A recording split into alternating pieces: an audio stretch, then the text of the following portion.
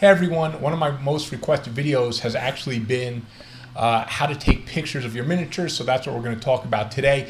I don't want to get too much into photography itself and the physics of lighting and all that kind of stuff, so I won't keep you too long. But the general principle that we're going to talk about today is you don't want your flash, your light source, to be directly lined up with your camera. And I'm going to show you, you won't have to look at me for too long, I'll show you some examples why. So what we're going to talk about to take good pictures of your miniatures is, one, use a light box, which I'm making a separate video to show you how to actually make one. It's really easy and costs like 15 bucks.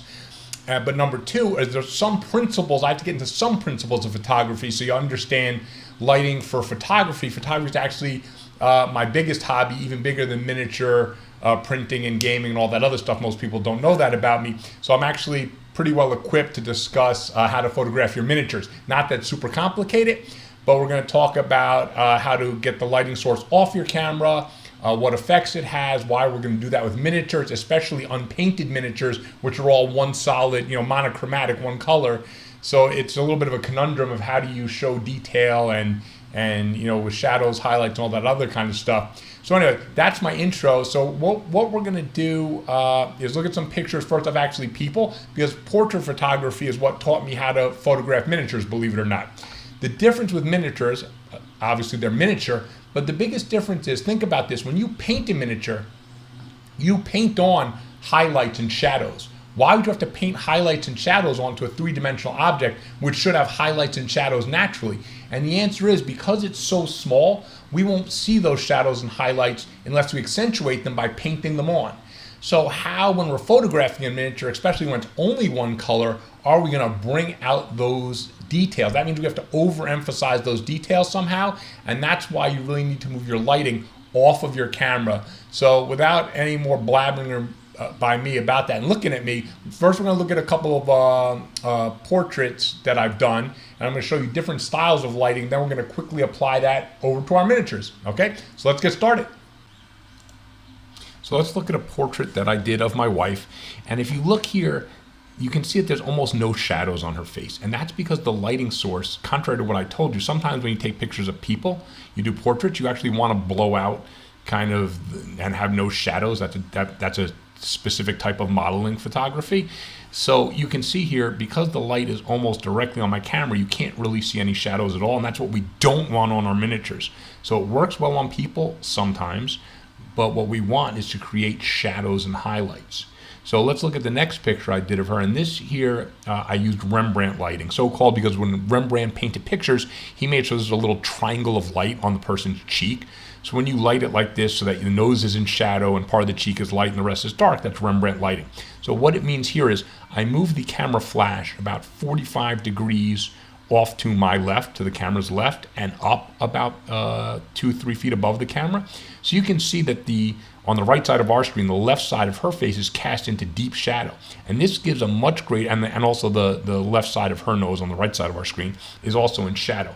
And this gives us a deep sense of depth. And this is what we want on our miniatures, because we want shadow and highlights on our miniatures.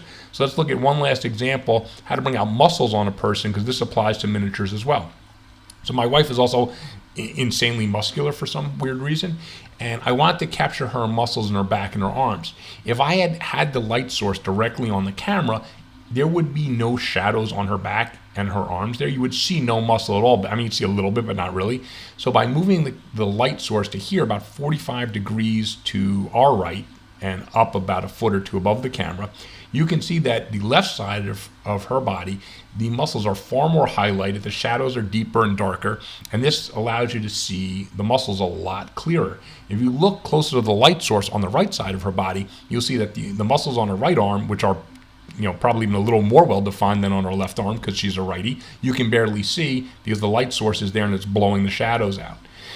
So if I had done direct light sourcing, you wouldn't see anything at all, really. But now, because I've moved it over to the right, it's a pretty interesting picture, and you can see a lot of detail and muscle. Now, on miniatures, we need to do this and even overemphasize it. So we're going to take these principles I just explained for portrait photography and how to photograph someone's body. Let's move that over to our miniatures, and we're going to look at some pictures I've done, and then at the end, I'll show you some more pictures. So here you can see this transformed vampire. you can tell, look at the shadow behind. You can see that the light source is only about 5 or 10 degrees off camera to my left, but that creates enough shadow to bring out some of the detail. Again, if that flash was just 10 degrees over sitting on top of my camera, a lot of this detail would be blown out. So this is creates very minimal shadow, but on miniatures, it works pretty well.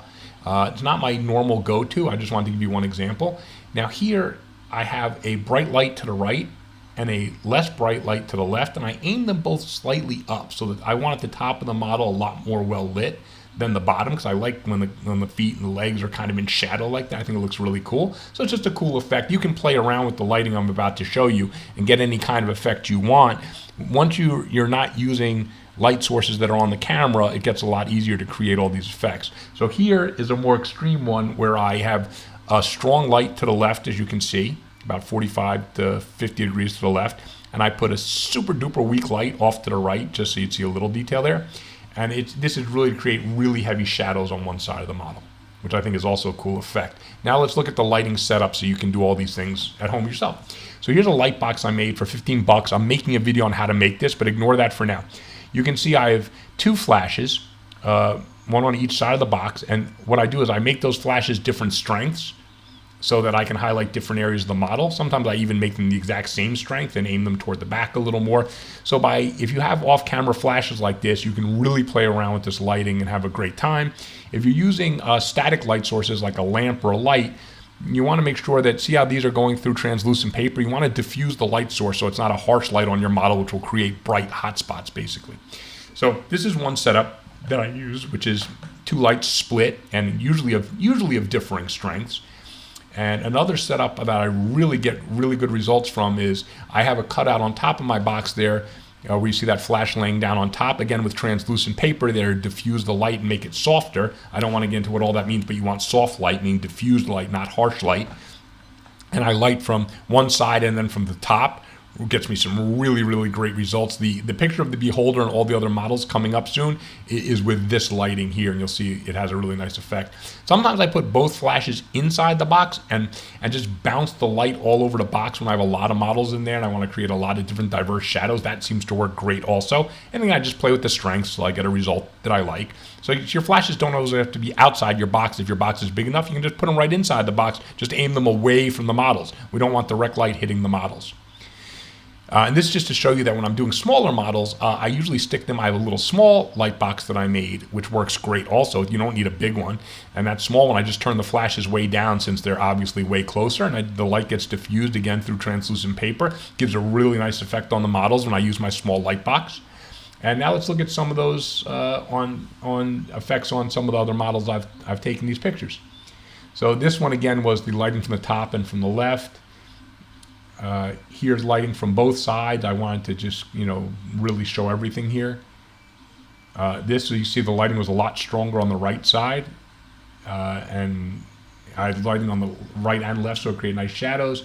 Here again, I blew light all through the back of the light box, and that's what gave that effect. So you see there's a lot of cool effects you can do. And again, once you have a light box and you have 1 or 2 we should have at least 2 flashes off camera, or even if it's 2 static light sources off camera that you can move around and play with the strength, you can create almost any kind of lighting effect that you want. And your models your picture of your models will start to look great like these. And if you have colored or painted and shaded your models, then it's even easier because you've already painted on some shadows and whatever. Then I would only recommend try to put your light source where when you paint the model, you're supposed to imagine a light source and paint your shadows and highlights by that light source. Then I would say when you go to take pictures, make sure your light source actually matches up from the perspective you painted from so that it looks more natural. Otherwise, if you have light source come in kind of opposite of where you painted shadows and highlights, it's just going to look weird. So anyway, hope you like this. Please subscribe. Please watch my other videos. Look for my video coming in a few days about how to make the light box. It's really, really easy. So that's a good lesson for anyone who doesn't have a light box. Also, I'm going to link... I know this, I do 3D printing, not really photography, but I said photography is my biggest hobby, actually. So I'm going to link, the cameras I use, the lenses, the flashes, and the flash syncers. So that's basically all wireless, synchronization of the flashes, just in case anyone, I don't expect everyone to run out and buy photo equipment to take pictures of their models, but just in case anyone wants to, I will have links in the description there. All right, again, thanks for watching. Hope to see you guys again soon.